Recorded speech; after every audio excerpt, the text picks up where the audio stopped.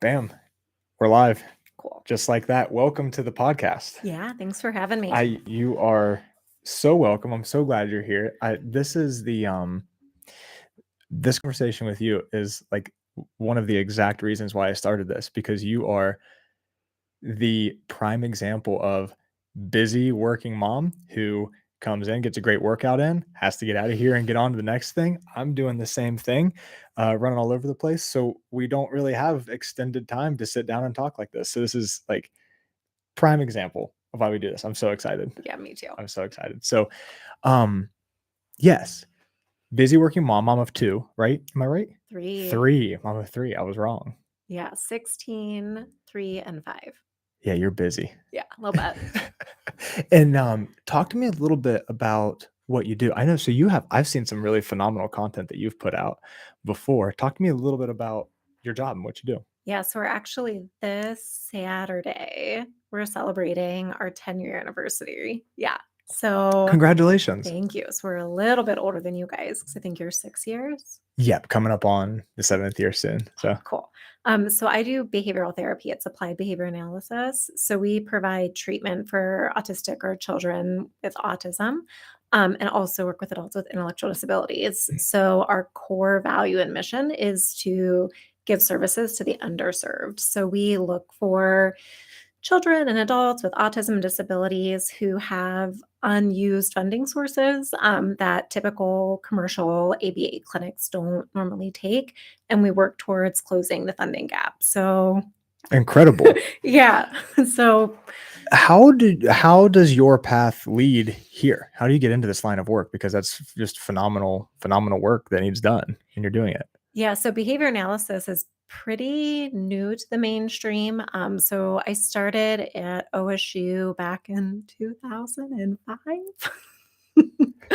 And thought I was going to be an educator. And then through the program at OSU was right around the time when autism was starting to be a more mainstream diagnosis. And so the kids who are coming into the preschool rooms with autism, or who are autistic, weren't getting the services that they needed. And so we were getting a lot of these nonverbal little kids coming in. They weren't being successful in their programming. And so that just led me to like a like who is Sure. serving you and how do we help you? And then through that, I went on to get my master's in applied behavior analysis, so ABA, out in Chicago, and fell in love with crisis management and fell in love with behavior reduction, fell in love with trauma-based care. And I joined a crisis team for the state of Illinois. So like my closest client when I was in Chicago was like an hour away. Dang. My farthest client was 4 to 5 hours. So it was like doing grad school, learning, training, getting my certification, meeting my clients, and what I was working with, taking my dog and staying in hotels, like no joke. So, and when you say working with clients, this is in person. This is not remotely. Like you're seeing these. Telehealth codes just got authorized for ABA during COVID. Dang. And we were like, yes, we can. And so during that time, I fell in love with the science of behavior analysis and how much it can help people who are neurodiverse learn in different ways, live more social lives than they would without the care of a BCBA, which is what I am, board certified behavior analyst. And the problem was back in 2010 is like when the autism mandate started coming through saying, hey, this is evidence-based care. This is what you should be doing for children with autism. People with disabilities have a right to evidence-based care. This is healthcare. But when states passed their mandates, they were only mandating private insurance pay for these services. And so then when I'm serving on a crisis team and still helping people stay out of institutions, back in 2009, 10, and 11, I was working in state institutions trying to help adults with disabilities, children with disabilities, children with autism move from a restrictive environment back into their family home or back into a group home with the state. And then I'd get them successful. I do a great behavior treatment program, work with their staff, work with the families. And about 6 months later, on Monday morning, when we got our packets, one of my clients would pop back up. And I was like, why is my client popping back up? We were successful. And it's because we didn't have anybody to refer to, because nobody took their funding, because they were Medicaid clients, they were state-funded clients, they had HMOs instead of PPOs, like a bunch of boring funding things that to families like really make a difference. So 10 years ago, I was like, you know what? I don't want to own a business. That sounds super hard. but I want my clients to have care. Wow. Yeah, so we started it 10 years ago, just me. I said, we're going to accept across all funding sources, no matter what they are. And 10 years later, we have 4 clinics. We serve over 250 clients. We have 70 staff and growing. And we just landed the first contract in Illinois for Medicaid insurance. We've been waiting 10 years Wow. for Medicaid, and it came through. Phenomenal. There's so much to unpack there. I don't even know where to begin because wow. 250 clients. Now, is this, you had talked about like distances in which you were traveling in the early days, Yeah. prior to owning your own business. Your clients were like, where are they located? Are they like all over the states? Like, how does that? No, so we thanks for asking. That's a good clarifying question. So our main location started in Naperville, Illinois. So that's where I was living and working. And we built a clinic out there. Literally have pictures for the anniversary of me like hammering walls up, probably similar to you guys. Yep. Yeah. Like calling my dad, being like, hey, we need 3 new walls. Can you put this in? Going to IKEA. Like, I need it tomorrow, by the way. So hurry. Tiny little Allen keys. And then we grew like our clinic population. And then we also work with adults with disabilities who live in residential homes. And so we started in Naperville. And then a staff that I loved, Mia, moved out to Colorado. And I was like, well, now that I have this business thing kind of down, because I think like you probably agree, you never really have it all the way down. No. I was like, hey, I want to know how to replicate it across the state. That's a good question. And I love Mia. So like, let's go. So in 2016, we went out to Colorado, so the Castle Rock area, because their Medicaid insurance was coming through ahead of ours. And so we predominantly serve Medicaid children and are going on 6 years in Colorado this fall. And so we have one clinic out in Castle Rock, like between Denver and the Springs. Okay. And then Naperville has its clinic, which has gone from like a tiny subletted space. We've moved 4 times, I think, to our location now. And then Katie Fasan, one of my clinical directors, is from Southside. And she just like, right when I hired her, I was like, yeah, we're going to put in a Southside clinic. She's like, okay, cool. And 5 years later, I was like, oh, do you still want a clinic? Wow. So we put Katie's clinic in, and then knowing that Medicaid was coming through, my second director is in North Chicago, Caitlin McGinnis. And so it's like, hey, Caitlin, let's also do a clinic. So we moved up to Glenview. So I have North Chicago, South Chicago, Naperville, which is a south suburb, and then Castle Rock. And then I live in Johnstown. Why? What brings you to Johnstown? I'll jump right to it because your whole professional life is out there. Yeah. What brought you to Johnstown? Yeah. So I'm from Groveport. Okay. Yeah. So I had my master's or my bachelor's at OSU, went and got my master's in Chicago, got really frustrated and fell in love with the population and lack of access to care, and did a career. And then in March 2020, drinking margs with the girls, laughing about the toilet paper, like, they're not going to close school. Yeah. That's quite literally how it went, laughing about toilet paper. And like, you're like, no. Shelves are getting kind of empty. This is weird. Yeah, Declan's going to turn 1. I should get some flour just in case they take it all before, he turns 1 so he can have a cake. And then everything shut down. And then we were stuck home. And then I was like, well, look at me running my company super successfully, during a pandemic, working from home. You know what would be great? I should just buy a farm in Ohio. And I'm not kidding. Like, I'm not shitting you. In 24 hours, sight unseen, I bought my house. So, okay, hold on. Let's go back. You're doing one of your original statements in the conversation was like, I don't want to be a business owner. That looks hard. And then fast forward and you have multiple locations. You do go from A to Z. You went from like this. That's not something that I'm interested in at all, but I have a passion for. And so you capitalize on it. And then you go from saying maybe a farm in Ohio to I now own a farm in Ohio. I now own a house in Ohio. Yeah. Awesome. So what was the timeline you purchased? When did you move?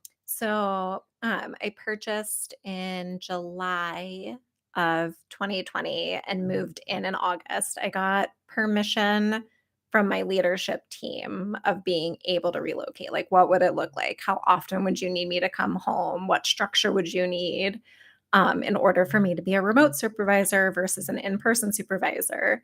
At the time, we were like, we're really doing it. And then once I moved here, the pandemic didn't go away. Like, it just kept going, and now I don't think we're formally to an endemic yet, right?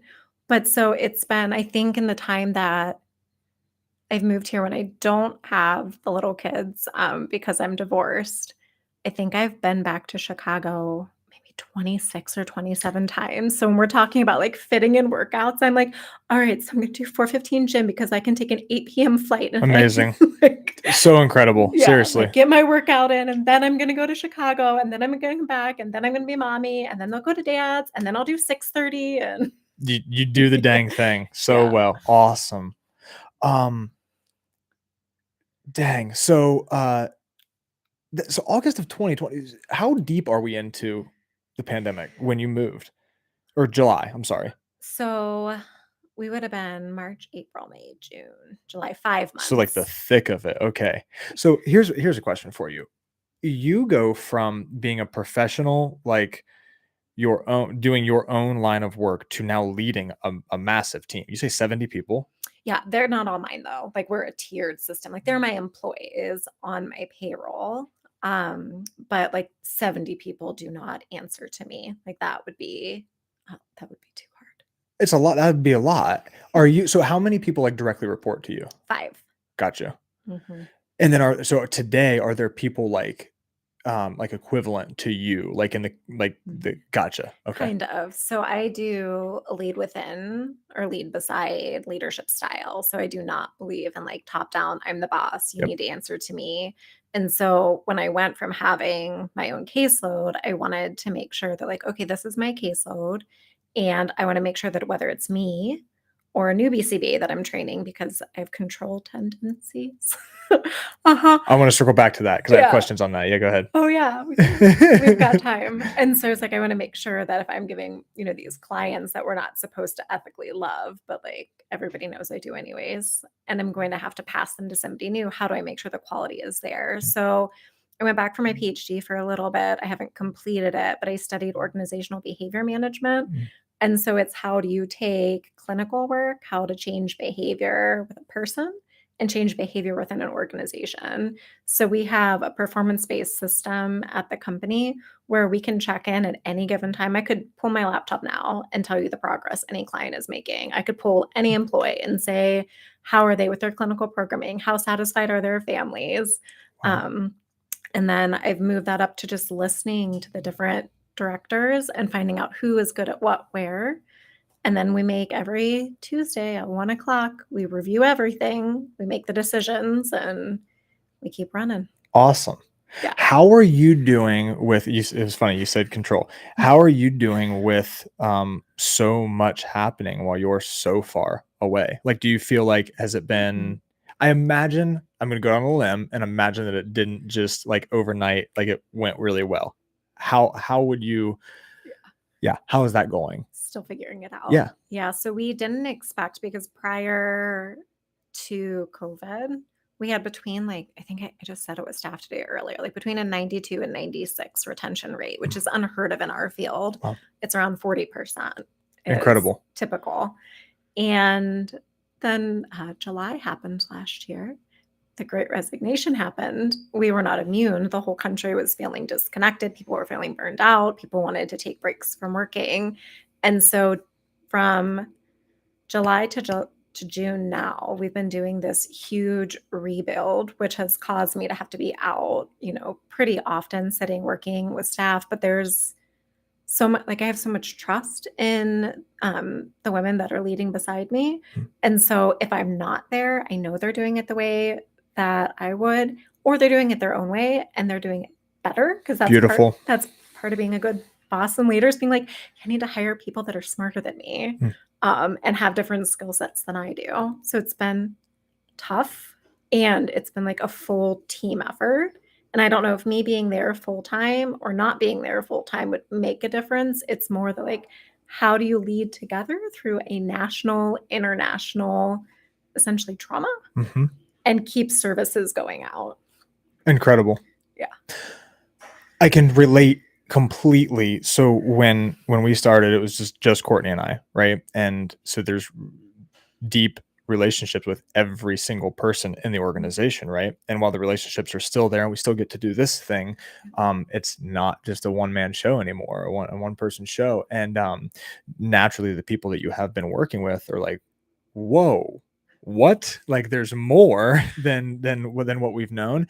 And to be able to communicate, like, look, not only are we bringing people into the leadership team that are like equipped and capable, they're definitely teed up to be better than I am. Like it, like for sure. So I'll sleep well tonight, and you should too, knowing that you're like in really good hands. Like only the best. So I totally relate. Yeah, Absolutely. you guys are bigger. I mean, I have a hard enough paying attention anyways when people are talking. So when you guys go over like these are the workouts and these are the instructions, like I'm always looking next to me like how many rounds or like pay attention, pay attention. But you guys put up the wall yesterday and I came in and like, oh shit, like I'm not gonna pay attention at all today because I didn't realize there were like you have so many members. So many great people. Like I was trying to count like the whole time and I was pay attention, pay attention. Then I was like 80, no, pay attention. Okay, just do sets of 9. And I'm like, stop reading. You're doing double the workout because you were reading names and counting numbers. And those are just the people that have hit their like their 1 year and beyond mark too, which actually, so you're coming up on year 2. You'll hit year 2. So you said you purchased in July, moved early August, right? I heard that right. And then you came straight to the gym. I did. What were you looking for when you started? Why did you come to Veneration? I love CrossFit. So before I had the boys, so I went to CrossFit when I was starting the business and I really like lifting heavy. And I also, because I'm so in charge of, I mean, I have a great leadership team, right? But I have to do end of day decisions. I'm in charge of so much and there's so much on my plate. And I'm, not the boss, but kind of the boss at home because I have kids. I mean, you know what? Right. Like I'm supposed You like to pretend, you like to tell yourself that you're the boss at home. Supposed to be the boss at home. And so I liked CrossFit way back because I don't have to think. Like I need somebody yelling at me, telling me what to do. This is the workout. And then I found out I really liked lifting heavy. But then when I started the business in 2012 and I became a mommy in 2017, so 5 years in, and I couldn't keep it all up. So I started doing Orange Theory through my pregnancies. I didn't like it as much. I mean, I'm sure Orange Theory is fine for some people, but like treadmills are the bane of my existence, right? Yeah, Orange Theory serves as a really good stepping stone to what ends up becoming something like this for sure. Like this. But I missed CrossFit. And so the pandemic was really hard. I had experienced a trauma of my own. I came back and I was like, what do I need for me? And I was like, I need CrossFit. And so I looked in the town and I was like, I mean, I think before I found like the nail shop and the hair person, I was like, where is the gym? Yes. And I signed up. Awesome. Talk to me about, so since you've been here coming up on the 2-year mark, like what are, and again, very like busy and hustling and all, like needing to be on to the next thing and go be boss and go be mom. What are some of like the bright spots since you've been here, like connections that you've made, personal accomplishments? Yeah. So part of the gym was coming back and just finding my own happy, but then I also really use working out as part of my self-care. And so I've always been like, hey, to be myself, I mean, I've been called a gym rat probably since I was 18. Like I'm fine if I can go work out. But at the time that I came here, similar to I think a lot of people, my body experienced a lot of trauma. And so not only did I need to find a way to like hear my body again, which is I think something that CrossFit does. It's not just like coming in and doing sets, like you really have to pay attention to yourself when you're working out. Like, what am I capable of today? What can I lift today? Am I fatigued? What do I need to eat to be able to get a good workout in? It's like, to me, CrossFit is like a time with my body alone while somebody is yelling at me to tell me what to do and being distracted. Like, pay attention. And so I was diagnosed in, I think it was December or January of 2021. So a year now with PTSD. And I think there's a lot of people who have been diagnosed with PTSD through the pandemic and then other traumatic events. And so when I sat down with you, it's like, hey, let's do a podcast. You guys did the Hero Month. And I wanted to say, like, how much CrossFit has helped my healing journey. And so it wasn't just like, oh, hey, my jeans fit a little bit better, because as a woman, I really don't give a shit about that.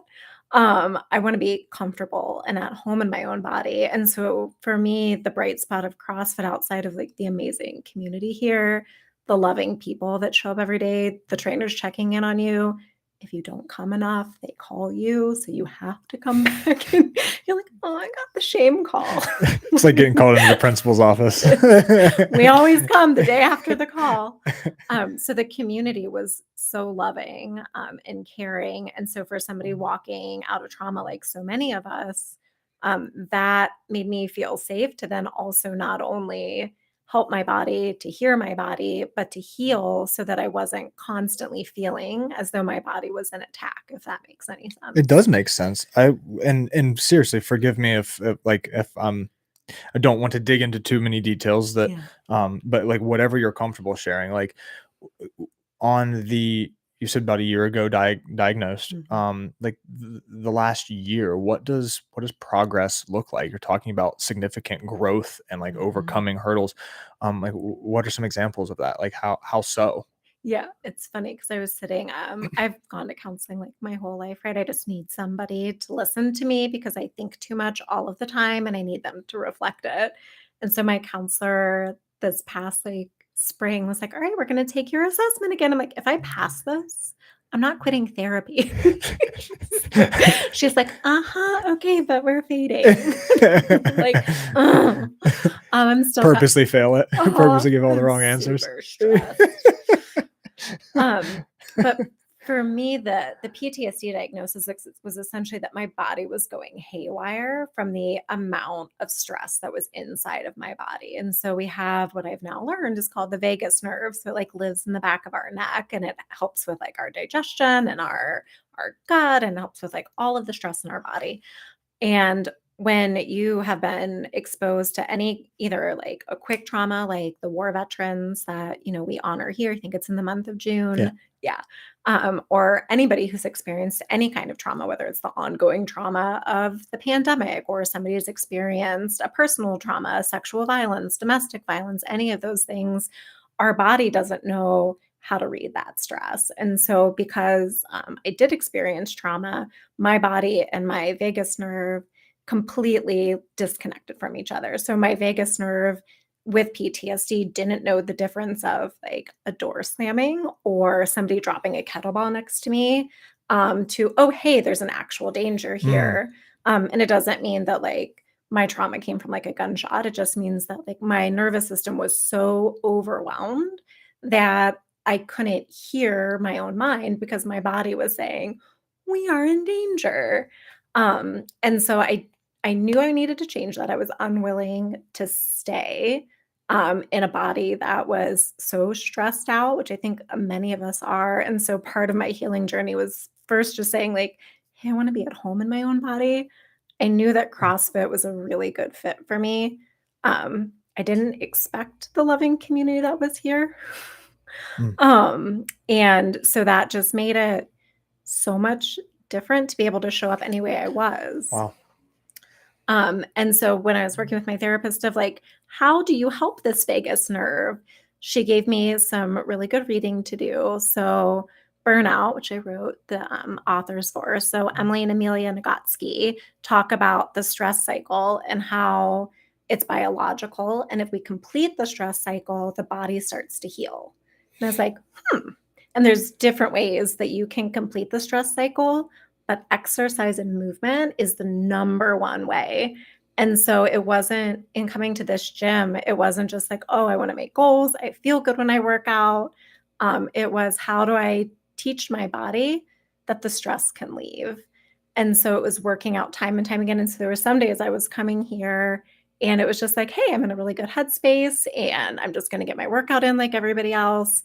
And there are some days that, we're about to do deadlifts and I'm doing downward dog in the back, taking deep breaths Mm. because I had a triggering event. And so then my PTSD is telling me I'm in danger. And I'm literally saying, I am going to complete the stress cycle. My body is safe. And so even now, when PTSD isn't something that ever really goes into like full remission, but you can calm your body down enough to where it's not something you're dealing with on a daily basis the way that I was in the past. And so now, if I have a day where I'm mentally feeling really low, really stressed, I'm high sound sensitive, I'm like, oh, my vagus nerve is getting really overstimulated. I need to hit the gym. Somebody needs to watch the kids if I have them, or I'm going to cancel these meetings to get in because if I can complete the stress cycle, then my body's going to calm down. My brain is going to calm down. I'm going to be able to be present and move through my day better. How long did it take you to get to the point, or was it always, where it is not run away from that? Because for so many people, especially Mhm. with what you're describing, I imagine that the response is run away from having another thing to do, Mhm. right? It's like typically one will double down on the thing that is stressing them out, or Mhm. what have you, right? What you just described, I think, is not only very interesting but just incredible, that your go-to, that you're seeking out, is like what you're saying is and correct me if I'm wrong, completing the stress cycle. That's Mhm. right. How long did it take to condition that? Because it seems to be your go-to right now, like that's where you've come. Yeah, 18 months. Yeah, Wow. yeah, because so what I thought and what, the Nagotsky sisters teach, so you would think, like, if you're being chased by a lion, right, that you're, like, running, you're being chased, you get into a village, there's a fence, you climb over it, you're safe, the lion is gone, and you're like, "I am safe because the lion is gone," right? It's not the lion leaving, it's the running that gets the stress away. Hmm. And Understood. yeah, and so for me, education has always been something that I find to be so empowering. And I'm an idealist. I'm also very stubborn and I refuse to accept that things can stay any specific way. And so when I was just like with my company, right? I was like, wait a second, these people have funding, Hmm. but people just don't like the amount of the funding, Hmm. but they still need access to care and I can still make payroll if I take, yeah, we're going to do it. And here we are doing it. It's the same way when I was given the diagnosis. I was like, well, like, I don't wanna always have that, like, I don't wanna always, like, so what can I do? And so it was, like, through reading, through working with a clinical team, but accepting that, like, I had a choice, and my choice was I could either live in a body that was telling me I was unsafe all the time, when in reality, it was just my nervous system had hijacked my body, and I needed to calm it down, and so then I asked, "How can I heal? Like, how can I get better?" I can't none of us can control the things that happen to us. I told you I like control, but I also recognize there's very little we can. Um, and so I was like, you know what? Like, if the research is telling me that there is a way to help my body feel calmer, and my job is to take care of myself as first and foremost, like, I can't be a good mommy, I can't be a good businesswoman, I can't be good to myself if I'm not listening to my own needs, then I'm going to show up. Um, but this gym for me made it possible to show up because there were days, I mean, Courtney probably didn't share it with you because like girl code, but there were days, I was coming in and my stress was so high before the 4:15, I'm crying in the bathroom and then I'm coming out. And there would be no judgment. It would just be, you did it, girl, you're here. Um, and so it was the when I was afraid and I wasn't healed yet and I didn't know what to do, but I knew it was the thing that was good for me, not like an eat your vegetables good for me, which they are, but like this is what my body needs to get to the other side. The community here and the non-judgmentalness made it so much easier. Nobody's ever asked me, hey, what happened? Like, why do you have PTSD? Like, if there's sled pushes outside, you'll see every one of your staff be like, yeah, you can just do inside sprints. Or if it's a dropping day and I'm like off in the corner, they're like, yeah, you don't have to stand by the big guy dropping the kettlebell. That's totally fine. Um, so showing up to not only to be like, hey, I need to show up for myself, but to have trainers in the community here that are like, when you come through the door, you're going to be supported. And my own goal was like, I want to be home in my own body again. I don't my nervous system telling me I'm not safe when I'm perfectly safe. And I can tell my brain that, but if my body's not listening, then my day is shot. There are people that show up, I'm sure, for a million different reasons to CrossFit, but to have trainers and a community here to be like, yeah, you can meet your goal as long as you show up. Like that's life changing, I think. So I will take this opportunity to one say like thank you for the compliments. I don't take that lightly. Obviously, like this is what we've dedicated our life to, similar to you and your line of work, Yeah. right? So thank you. But I will also say like none of that works unless Mhm. you do, right? None of that works unless you make the choice that we referenced multiple times in our conversation here to say like I'm going to take responsibility for this. Not my fault, Nope. not my choice. Sure as hell would have chose something else. But Mhm. my responsibility. And I'm going to take responsibility for it. I'm going to do something about it. So simply walking through that door, like that's all on you, my friend. So yeah, I'm happy that we can be part of your journey and part of your story and keep up the good work because yeah, phenomenal story. Like Yeah. amazing. Thank you. Let me ask you this. So you have incredible experience, insight, education. If you were talking to, like on the other side of this camera, Mhm. someone in your shoes where you were at the beginning of that 18-month journey that you described, what do you tell that person? I think outside of the first, because no matter what it is that causes a trauma to come into your body that overwhelms it, it's not your fault. Like I think that's the very first thing because so many of us, whether it's, you're coming from war or I mean, we've all heard the horror stories of somebody with sexual violence, like that, the skirt was too short or whatever it is. And you internalize it and say, like, well, maybe I did this to myself and you didn't. So if you have experienced any form of a trauma, the world just handed you something that was too hard. But what my sister has always told me is like when I didn't believe in myself in the beginning, and I thought, you know what, like I've been through an awful lot, but I'm not sure I can get on the other side of this. I think I'm broken. She's not broken, you're bruised, but whole. And that's what I would say to anybody. It feels like if you've experienced a trauma that you can't hear yourself. And I believe we all have this great inner voice, whether you want to call that your God or the universe or just your own soul speaking, there's somebody inside of us that wants to be heard. And when your body has gone through a trauma, at least for me, I couldn't hear myself anymore.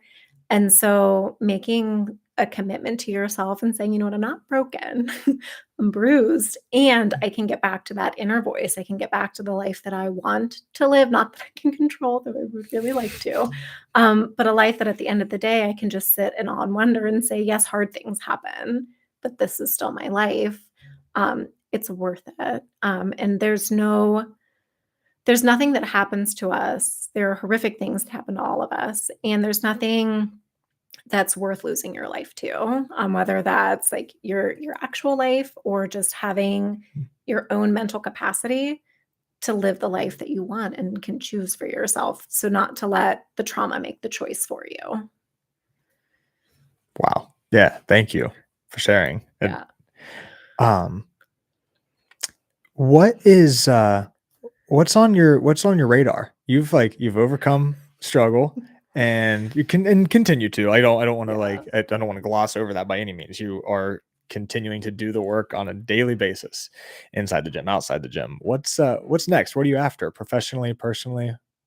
Yeah. So not to do more, because that is something I am insatiable when it comes to creativity and creation and wanting more good. I'm currently, I'm sure as many of us are angered by things occurring in our country. And so, last night when the storms were coming, I'm like, you know what? I think God's just crying. Like, I think that it's just this house might come down, but okay, God, like, fine. This might be it. We might all just deserve it. I Yeah, I think don't. he's sad. What is it? Jody Messina, even God must get the blues. But so for me, I think and for anybody coming out of either a personal trauma or the pandemic, there's a big urge to just jump into the next thing. But I know for myself, my own job is to hear myself. And I have a company that relies on me and a team that's just turning the corner after 2 really hard years of running in a pandemic. And so for me, I don't know what's next. I know that being present is important. I have to keep myself from Googling and applying to law school.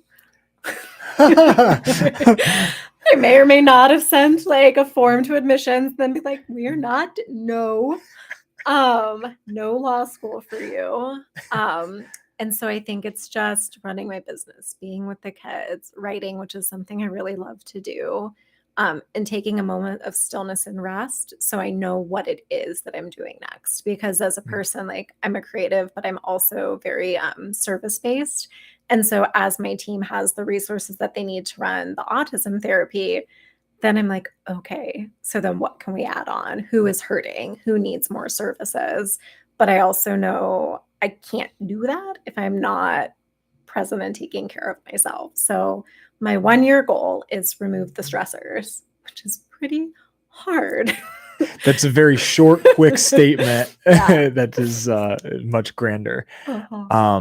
I just want you to know I am paying full attention and quite literally taking notes. It's like seriously very inspiring. The Oh, story up thanks. to this point and everything that you just said is I'm paying attention, and like, yeah, that's awesome. Good on you. Oh, thanks. Good on you. Phenomenal. I did take a couple notes before we started. I think I hit everything that I wanted to ask. But the worst thing ever is when someone walks away from the table and I'm like, should have asked that question. Um, I'm curious. What is your?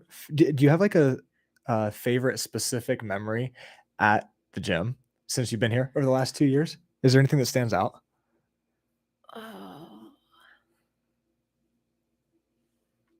Last 4th of July, when we did the watermelon eating, and my then 2-year-old ate an entire watermelon stands out.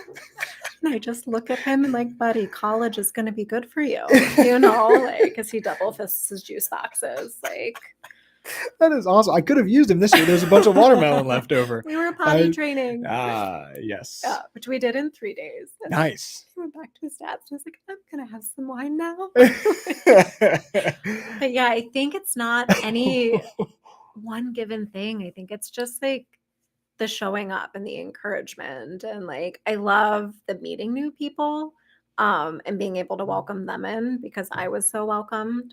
How cool. Yeah. So Awesome. all the things. What I've got two questions. One is there anything specifically that you came into today's conversation? You're like, man, I hope he asks about this, like a question specifically or a topic. Is there anything that I didn't hit on that you want to talk about before we roll? I don't think so. I looked over my notes. I wanted to make sure that I gave a good shout out to the Gotsey sisters because they were the ones that really helped me be like, oh, there is a way for us to complete the stress cycle because we're all so stressed, whether we have PTSD or not.